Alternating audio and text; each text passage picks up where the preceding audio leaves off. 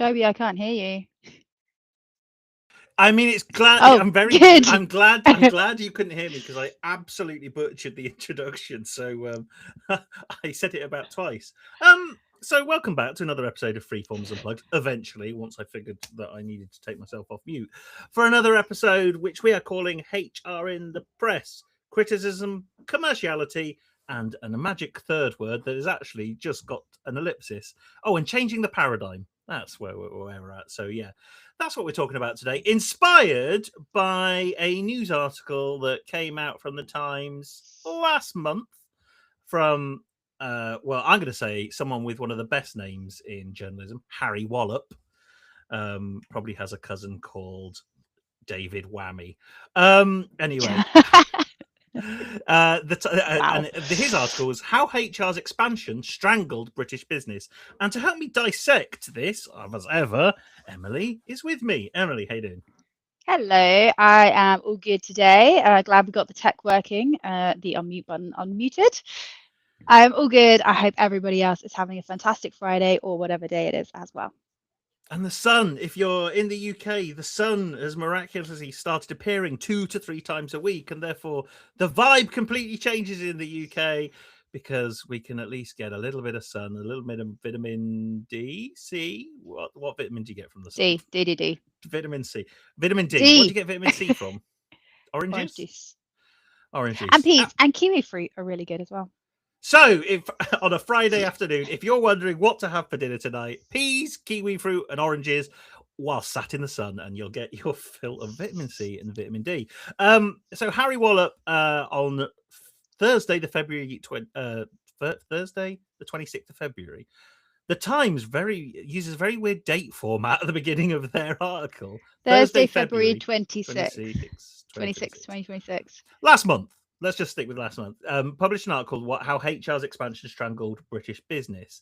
Now, he uses an archetypal Emily Forrest phrase, which is correlation doesn't mean causation, but hypothesizes that in 2010 there was 284,000 HR professionals, and now, quite unbelievably, there are 478,000, and that potentially correlates with a plateau or a downturn in UK productivity. Productivity being measured by economic output divided by hours worked.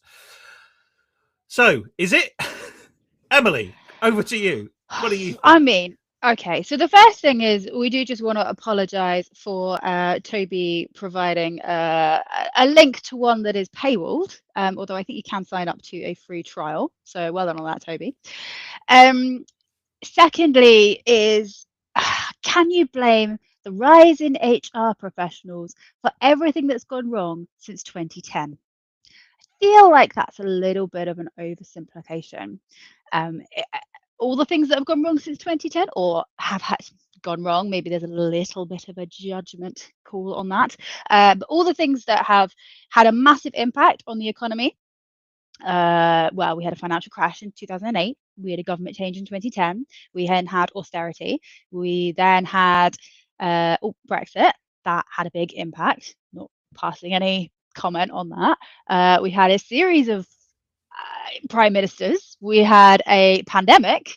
We have trying to be diplomatic. I don't know why. It's not like Donald Trump is going to watch this, but war. I think you could just say wars. War. But what I actually meant was to say is unreliable, inconsistent American economy. We have had tariffs. We have had God knows what gone on. All of these massive macroeconomic, like realpolitik things happening, and Harry Wallop has chosen that HR is the cause of all of our issues.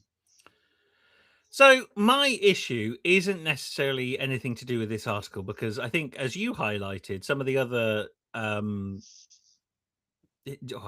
journalistic credits he gets is for reviewing what other stuff does Harry Wallop write about other than having a go at HR? Oh, I was reading you what his Times thing said. I've closed the tabs now. Well, it basically says Harry Wallop writes about everything from how Chris invented to hair transplants and reviewing supermarkets. It was something else like that. I definitely said hair transplants and how potato chips are made. So I'm not sure he's particularly well placed. We also did then go on a little dive down to look at Harry Wallop's HR related credentials, and he has worked in media his entire life, as you would probably expect from a journalist of such credentials. I was going to say well respected. I couldn't tell you if he's actually well respected or not. But like, this isn't a personal dig at him. It's just saying that sometimes we don't necessarily know what's outside of our world and our direct experience. And although journalists are people who do ask questions, sometimes it's very easy to pick on something and villainize it, particularly if you have had a bad experience, and then to extrapolate and think that your experience applies to everybody and every situation that's even tangentially related. Absolutely, and like as you say, as a potentially most likely having been a freelancer, like there isn't much lived experience to draw upon. Not saying that you necessarily have to write about it, because there's a lot of research and effort that goes into this and conversations with other people. I think the one line that strikes me though, I'll just pull it up here. Most people who work in now what is called the people profession, put in inverted commas, are deeply offended at the idea that they are part of the problem. And I think that is also in turn part of the problem, in that you can't just be deeply offended by the statement. You have to be able to substantiate why you may be deeply offended, rather than saying, well, we do the work. I think there was someone, I can't remember who it was, posted about like, well, this is all the stuff we do, mitigating risk, ensuring compliance, all of this kind of stuff. And you kind of go, well, that is generally seen as stuff that gets in the way of productivity. None of that is seen as enablers of productivity. And I truly believe, I think we believe, there is a world where you can do both. But if you just leverage risk mitigation and compliance, then you are a tick boxing function, and Mm. therefore you will do that. So that argument doesn't, you do just sound like complainers. Like, no, I'm happy.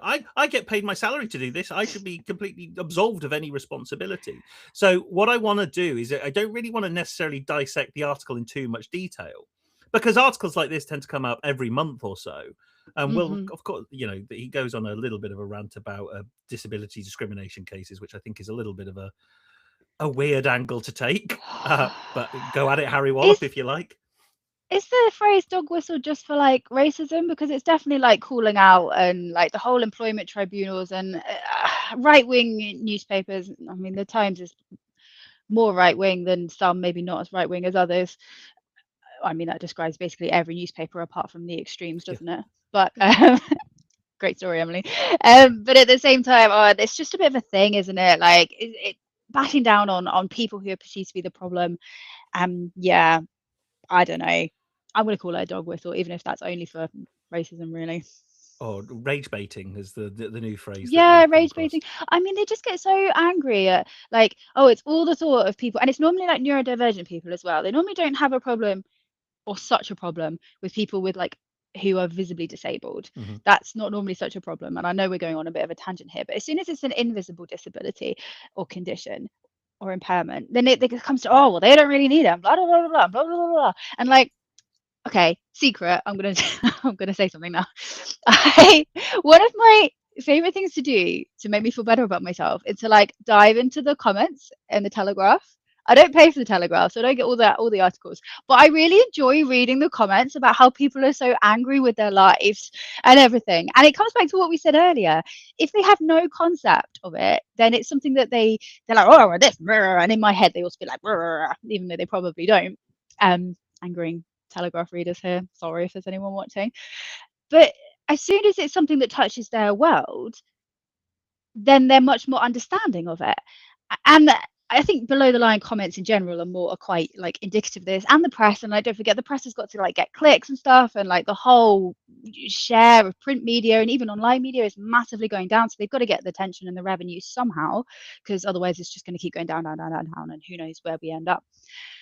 But like coming back to my below the line comments and linking into disability and neurodiversity, there's always things about autism, about ADHD, and there's always people who are like, oh, it's a made up disease, blah, blah, blah. In my day, we didn't have this. And then as soon as somebody who's got lived experience, well, my grandchild has this, is like this, needs these things in case, my children, this is affecting my family or people I know. And suddenly there's so much more empathy involved. It's really, really fascinating. Anyway, that was just, I don't think I've ever admitted that out loud, but that is sometimes what I enjoy doing with my Well, life. I mean, there's a number of things there. Well, if we look at the article in question, he highlights that 9.7% of tribunals 8 years ago, or disability discrimination tribunals, 9.7% of them were attributed to anxiety. An astonishing statistic, that's called, and now 30% of cases are to do with anxiety in that space. Well, maybe we're just more anxious. The world is like a shit place at the based on the moment. list based on the list you provided. Oh, I didn't even go with cost of living and Liz Truss destroying the economy and inflation and everything. Like it's Anyway, I'll get off my soapbox. Now we're definitely into things that I really care about. We don't talk about. I was about to say, usually the clips when I clip this up and put it on socials afterwards, they're usually clips of me saying stuff and Emily reacting. I have a feeling this week it's going to be more Emily than me. And well, anyway, if you're running a HR department, how do you ensure that your workplace legally makes, and again, reasonable adjustments? I don't know whether that's because you're just quoting, that's what it says in the law for this disability. It's not an easy job. Well, thanks, Harry Wallop, for acknowledging that it's not an easy job. Also, is he saying the number of tribunal cases have changed since 2010? Because I'm not surprised, because the Equality Act was introduced in 2010. Well, no. So he's saying disability discrimination. Okay, no. So this is the stat doesn't really work, right? Because he quotes how many disability discrimination cases there were 8 years ago, and 9.7% of them were anxiety, and now it's 30% of them, but doesn't actually then re-quote how many disability discrimination cases there are in the UK. Also, there are approximately 30 million people in employment in the UK. So actually, 1,800 tribunals for disability discrimination isn't a massive. It still shouldn't be anywhere near that number at all. But as a proportion of the global work, well, the national workforce, is actually not that bad. So then you're taking 9.7% of a very small number. Like it's I mean, I would be of a using decimal of a decimal type thing. I would be using HSE statistics for any of this, because they are less loaded. I think you can take any kind of statistics to tell a story, right? And it's clear that he's kind of conflating a few things, because employment tribunals aren't actually the fault of HR. That's what happens when HR doesn't do its job properly. So his kind of argument, or not even HR, the business doesn't do it, and then guided by HR or whatever guidance they have, has got to this case. So he's kind of like saying there's so many tribunals because of HR. It's like, well, no, it's because you haven't got HR. And maybe there are too many HR professionals. And I do think that you will see a decrease in the number of HR professionals as we go forward, as work changes. I think none of us, we can all make guesses, but let's be honest, they're basically just like, what's the word? Finger in the sky? Finger in the air, finger in the air. Finger in the sky. You've got to have your hand a lot higher if you want. I'm like mixing pie in the sky, finger in the air. I don't really know what's going on. We can all guess about what's going to happen, but I do think that it's quite likely that the number of HR positions will lessen. How they are reduced may lead to the downfall of those kind of businesses, to the detriment of those businesses, I should say. Because it's fine outsourcing some of your stuff to AI, but some of the stuff that makes HR is so fundamentally human that you can't do away with it completely. Absolutely not. And I think, as you read further on through this, it is just a bit rage baity, right? It does go on to talk about what was it? Mandatory training. And the kind of the list of mandatory training topics that are, he does use the word guff at some point. I don't think it's to do with mandatory training. So, but kind of lists, workplace training to ensure. Workplace training used to be about ensuring you did your job properly. Now, this is quotes, by the way, this is not me saying it. Now, it's often a course about anti-racism, modern slavery, or anti-bullying and harassment. HSBC, for instance, has a culture section on its website to attract new candidates where it says, we provide employees with training on allyship and unconscious bias. not overtly saying whether that's negative or positive, but with that or everything preceding, you kind of do read it in a slight tone that goes, "Oh, political correctness gone mad," is what Oh, that I paragraph know. says to I me. know. But it's not HR who is necessarily driving an agenda of compliance. Like they have to be compliant with regulation. They're not setting the regulation. It's not HR's fault for setting the regulation. Regulation can only come from one place, which is government.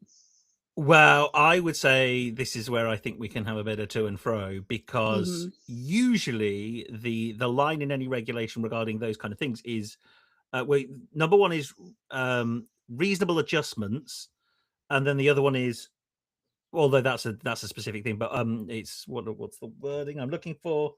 All reasonable steps, or reasonable precautions to prevent X, Y, or Z Sure. happening. Okay. Okay. So that's by law the definition, right? Which is incredibly woolly. Is like, all reasonable steps. What are all reasonably steps? Like, if you want to stop, um, men harassing women, all reasonable steps would be stop hiring men. Would be the answer. Like, Is that reasonable? it seems like Reasonable doing a lot of heavy lifting there. yeah, but I was like, it's a pretty reasonable. I don't know, actually, is that reasonable? Probably not. It probably goes No, against. I'm pretty sure that goes against the Equality Act of hiring somebody based solely on their gender. Or not Let's not hiring pull at someone, that. Let's not discriminating pull at against that. someone. But yeah, all reasonable steps. All reasonable steps tends to be this kind of, I will update an employee handbook. I will do some e-learning compliance training. If I've got the time and resource, I may do a lunch and learn, or an in-person workshop, or even hire an external provider to come in and do that stuff. Hmm. Which is like Hmm. the changing of mindset and behavior in organization. If we are limiting ourselves to those modalities, no one, like, it's a fairly redundant way of doing stuff, because no one outside the world of work is trying to change mindset and behavior with those techniques. So why would you think that that would work differently when someone's at work, other than you have to sign that you've done this? That's the thing, right? The reasonable step that people have taken is, you have got people to sign a piece of paper to say they've been through some e-learning, been on a workshop, read the employee handbook, read the terms and conditions. That's not all reasonable steps. That's barely Mm. reasonable. That's the lowest threshold, and there are a number of HR people and HR consultants out there that do just that. And can you realistically tell me that's good enough? I don't think you can. Is it where the market is, what people are buying? Absolutely yes. And have you got to make a living? Yes. But if you keep doing that stuff, you only compound the paradigm that HR is a useless, redundant function. Do you not? Something interesting in the article. Um, he quotes a guy, a head of HR, who he basically says is the only sensible head of HR that there is. When And asked, "What it's a do I do?" man, obviously. I didn't say that. It says, "What do I do?" No, but I I mean, drive. like, clearly, if Harry Wallop was going to interview a head of HR, based on the whole article, I bet he chooses a male one. Well, he said, "What do I do? I drive performance. Anything that doesn't drive performance is irrelevant." And this guy's saying that, the business function should be reducing the amount of time spent on training by a quarter without reducing learning, reduce the time it takes to hire people by stripping out layers of management. This 100%, like, we agree with this. Like, all of the fluff around it that he's written to sell the article, to get some people angry, to get the clickbaity, rage baity views that he needs to prove to his editors that he's worthwhile keeping and still having a column or what have you. Take out all of that. Like, fundamentally, that's nothing that we disagree with. It's just the way it's presented, I guess. So coming back to your question, like, are you just making work for work's sake? Sometimes, yes. But also, doesn't everybody do this? Like, we're very bad at doing things traditional ways. There's a couple of reasons why I think we're really bad at doing things differently and really, like, thinking critically about something. Number one is layers of hierarchy we have, ego and all of that, and like who is able to push back. Very few people. Number two is time. Like, you're so busy fighting fires in HR that you don't have time to think bigger picture. Number three, I think we've got establishments, we've got CIPD, we've got established HR. This is how we do it. It is done this way. And number four, if you mess up, like, there's employment tribunals, hello, there is quite a big genuine risk to the business. I know you're saying that HR shouldn't just focus on risk, but if HR lets something go and it goes to a tribunal, you can bet who's going to be in massive trouble for that, right? So I think it needs, sometimes you just need to take stock and pause and think, how can we do it differently? But it's so hard to do so. It is, but the literal survival of your career Mm. probably hinges on it. More But you so, don't more know than that yet.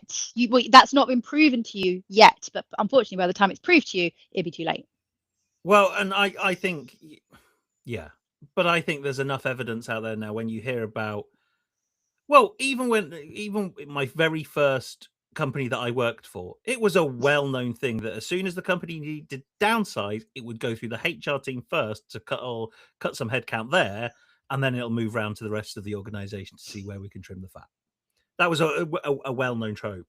So it'd be interesting to see if that's common, with any of our listeners or viewers about that. But you can't. We live in such a volatile world, as you've described with your long list of shit at the beginning. We're just Well, like, but there is. yeah, no, right? But and seemingly that's never going to change. That pace of change is enabled by technology because it just means you can do all of this stuff can happen quicker. We're not trying to send telegrams or letters to try and influence change. Change is happening Carrier quicker. pigeon. Carrier pigeon is happening far quicker, right? So seemingly that's never going to go away. You can create a pandemic, you can start a war, you can Don't do that. This isn't advice. you can create viral conversation at the drop of a hat, where all of those three things before would have taken time to even ramp up to get to that point, right? So what I think is that you kind of have to get used to it, and you have to be able to be future gazing in any role. This isn't just HR, right? But you've got to be able to future gaze, because I see organizations getting rid of HR people, and I see it, and then they tell me what they were doing in the organization. I was like, I can see why. I can see why, and I think you're right. I just, having looked at the article, how he ends the article with your chap from what was it? Severn Trent. Severn Yeah, that's the Trent. guy I'm talking about. Neil. Yeah. Something. So all of that is, Morrison. having that commercial mindset. And yeah, it's the thing we talk about all the time, right? You've got to be able to balance commerciality and humanity. And I still think, and I still can't believe it, that I sit here week on week saying this, is that the people profession, I understand it because humanity, people, HR, human, all leads you. You've got to have the best social impact that you can have on the people in your organization. I believe that, absolutely. But if you can't balance and demonstrate that with the commercial operating rhythm of what you do, then why would a business want to keep you? No one creates, very few people create a business to employ a load of people and go, you know why I started a business? Because I want to make sure that the livelihoods and well-being of a large group of people is protected. Very few people start a business like that. So in that reality, for you to then say, that's what I'm going to solely do, is like, well, I didn't start the business for that. So why would you focus all your time and effort on that? Well, I focus all my time and effort on it because I know it has a substantial impact on the business. However, most HR folk will kind of go, we just know that if you treat your people better, your business is better and people are happier and people are more productive. Go on then, give me the numbers. Give me the numbers. Oh, I don't know. Other than attrition or retention or all of this stuff, and engagement, this wishy-washy statement about engagement increases productivity. Improved engagement equals improved productivity. Even that as a metric. Go on, run me the numbers and show it to me. And I never see a case study about that. I see case studies from, sorry, go on. Because how do you measure engagement and how do you measure productivity? Unless you are like in a factory making units and you can do units per hour, it's very, very difficult to measure productivity, and it's very difficult to measure engagement beyond ENPS. Okay, it's not strictly true. It's harder and people don't do it and they're not so imaginative. Beyond an engagement survey, which traditionally, as we've talked about before, has low responses, etc., most people think that it's hard to measure these two things, so therefore they just don't do it. We've talked about it before. But it isn't. We do it. I mean, that's why that's why we exist, right? Because it isn't that difficult. It just takes imagination. Imagination, but also quite lateral thinking, in that we go over here to take some measurement methodology from over here to bring it over here. Would that be Would I be right in saying lateral thinking? Is that I lateral don't know. thinking? I'm Googling what lateral thinking actually Thank means. you. It's a problem-solving approach that uses indirect, created, and unconventional methods to move outside traditional logical step-by-step thinking patterns. So almost exactly word for word. It takes it's lateral thinking, and I don't know what the opposite of lateral thinking is, but a lot of HR thinking comes from siloed thinking. HR thinking about how HR can measure its impact better. It's like I think we've been trying to do that for the past 30 years and got to the square root of nothing. So, like, we've not done that. Oh, we're churning out the same metrics. We've got people on stage saying some lovely stuff and kind of go, well, we do this, we do that. It's like, prove it to me. Show me that you've done it somewhere, because most of the thought leaders that do talk about this have never done it somewhere. I'm quite proud of the fact that the substantial gains we've made in the past 3 months explicitly have demonstrated that A, it's not that hard, B, it is achievable, and C, I don't have a third thing. but no, and C, it requires you to go beyond HR. The conversation that you had yesterday that I couldn't make, right? We're talking to data people, and data people want to work with us because they're like, well, we have all the data, but we don't know what to do with it in the human resources or people space. And you're like, cool. And they even went to their HR team. It's like, well, we've got all this data for you. What do you want? And they went, well, we don't know. And so, like, it's lateral thinking at its very core. And now I'm just going to say lateral thinking a lot because I'm latching onto a phrase I use right, which is very rarely happens. I don't know where I'm going on that kind of monologue, but like, it is possible. It is possible. It is possible. It comes down to how you frame it. I think we've talked about this quite a lot. The metrics that we traditionally care about in HR, engagement, retention, happiness, satisfaction, those attrition as well, they're not the ones that a CEO will care about or a CFO will care about. They're going to care about return on investment, profit, growth, those kind of things. So what you need to be able to do, think about how the impact you're having fits that narrative.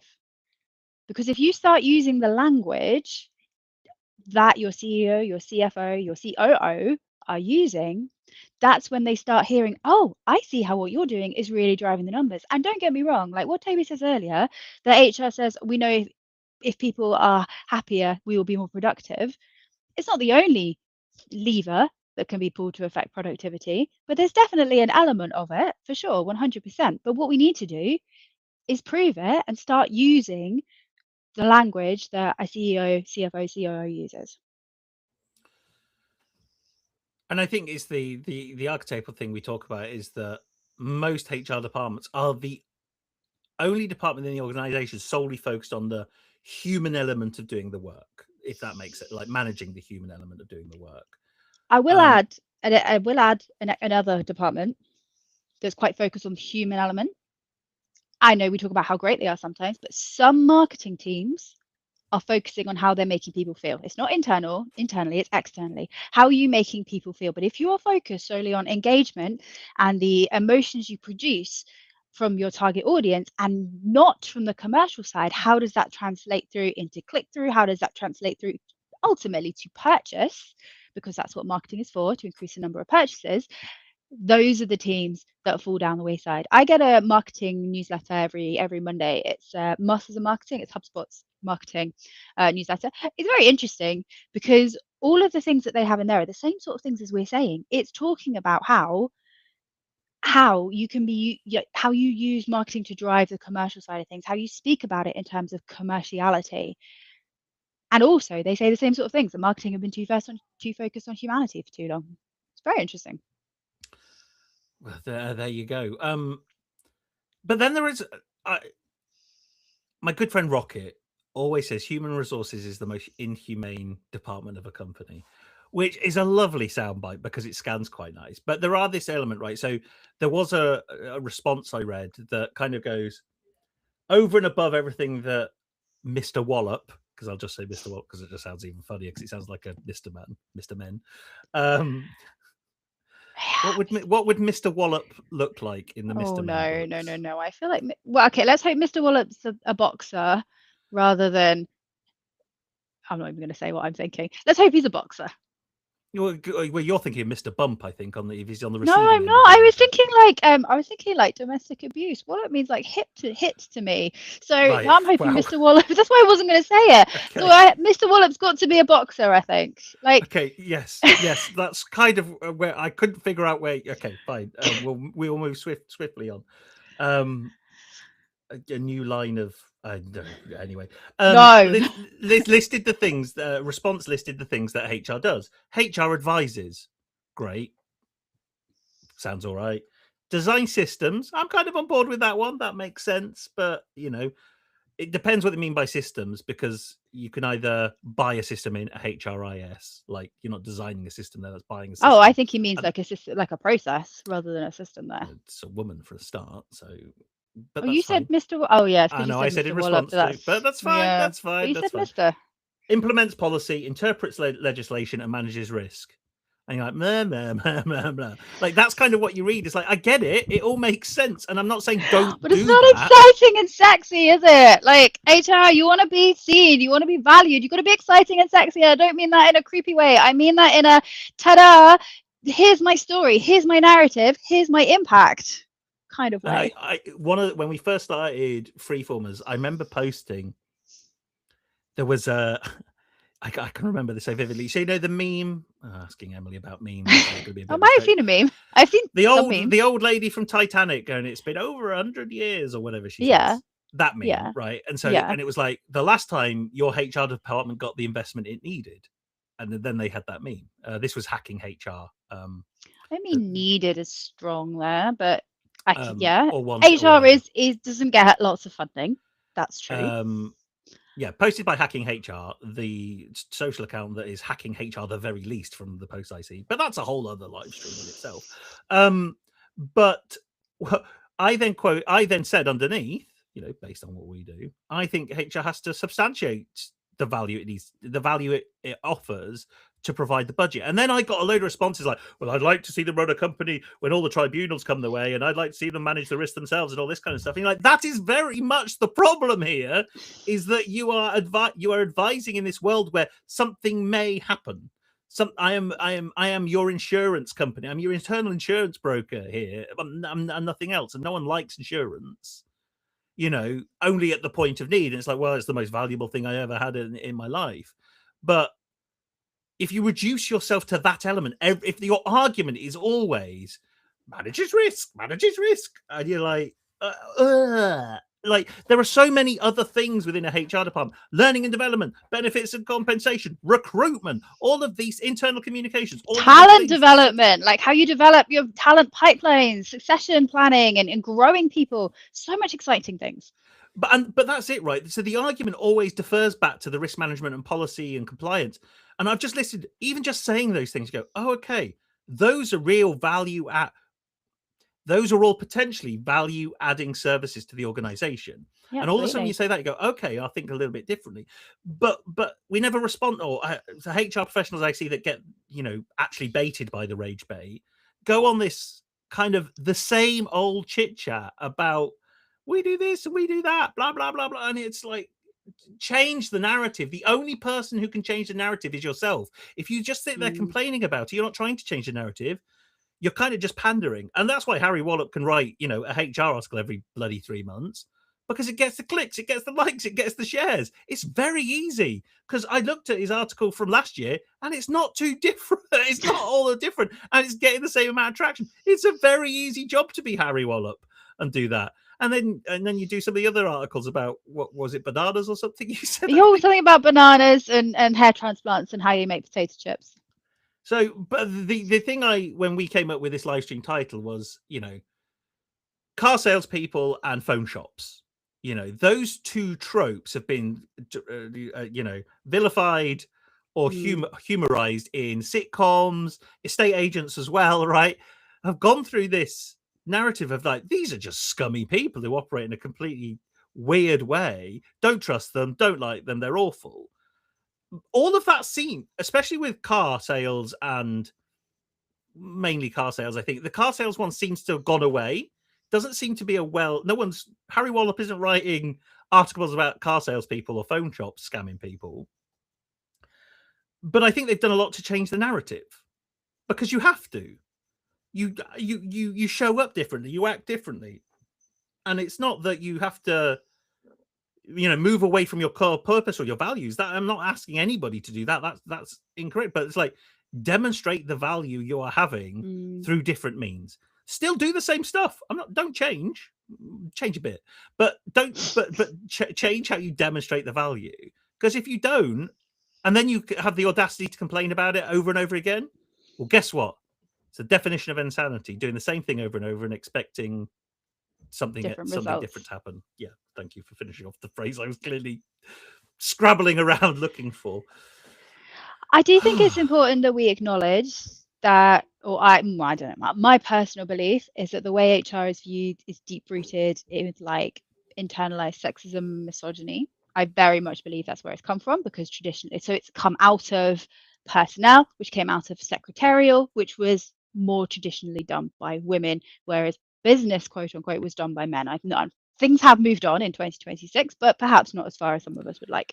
Can I just, because this might add to the narrative, because we know we've talked about Bourneville before, yeah. and as an employer, before personnel, it was welfare.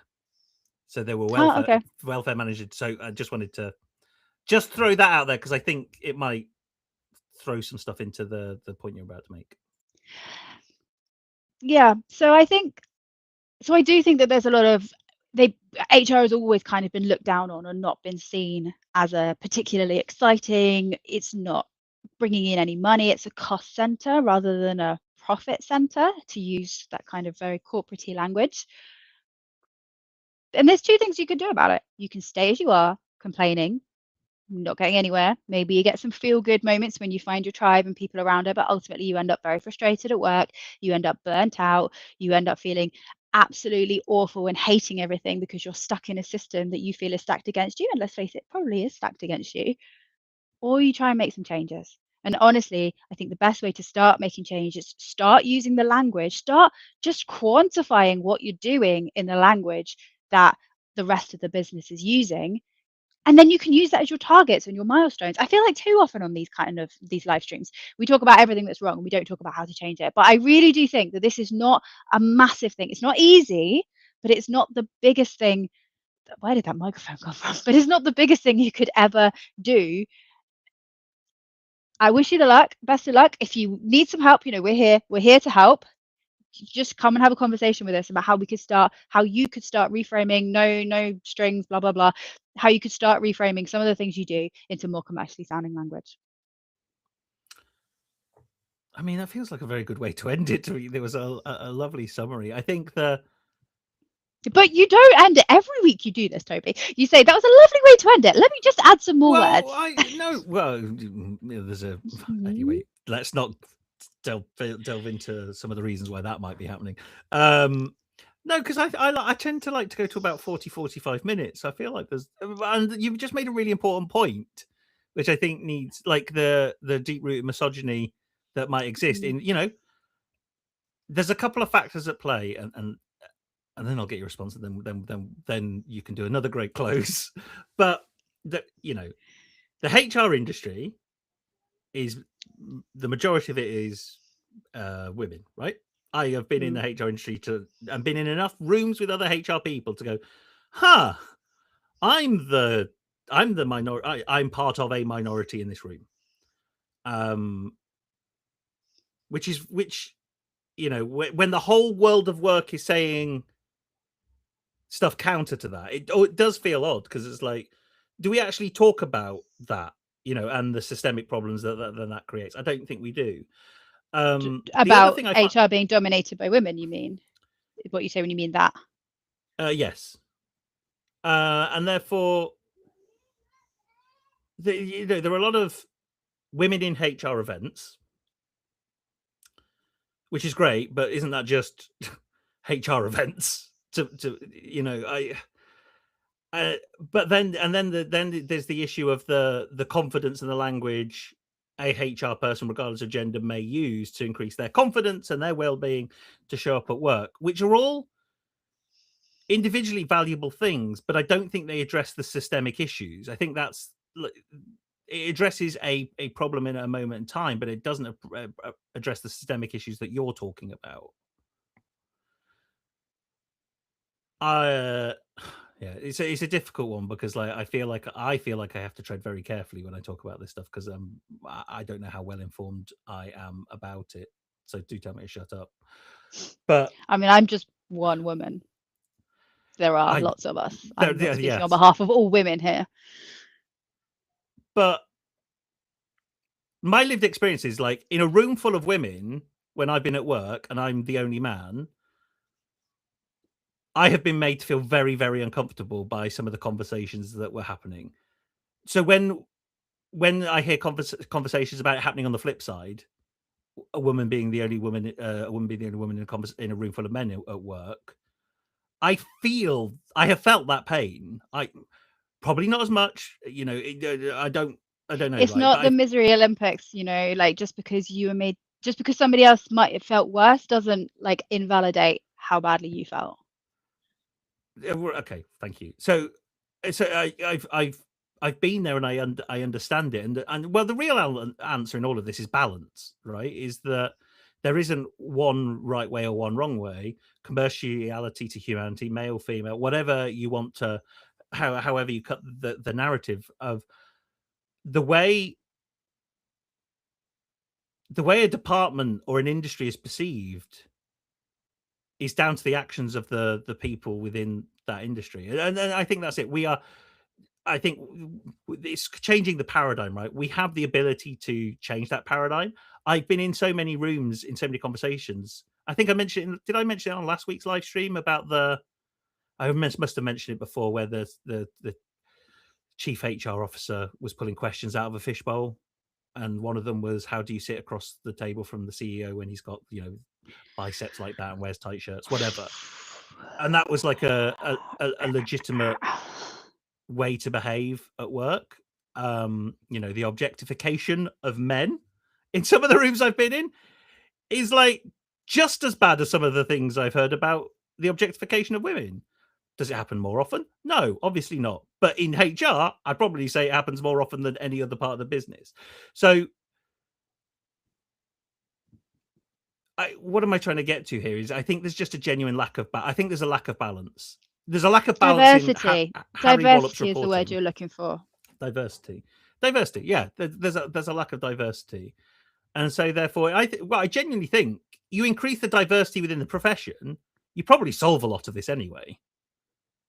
I'm not saying it's that easy and you solve it. And we're not just talking about gender diversity there. No, we're absolutely also not. talking about if you've got people coming from different parts of the business, you have different experiences. If we stop kind of gatekeeping HR in such a way, be like, oh, you have to have CIPD level 3035 before you'll be considered for this very basic HR admin role. If we stop gatekeeping it in quite the same way and we get that diversity of thought and experiences, a lot more of this will become naturally. And I think that is a good time to end because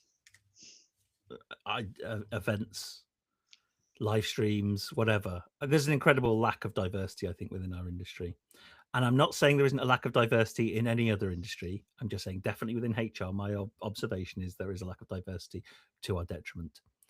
And it gives Harry Wallop all the ammunition, and he needs to give the old industry a bit of a wallop every 3 months and get his rage bait and click through and all that kind of stuff. That means he can then do crisp tasting and whatever else he's doing.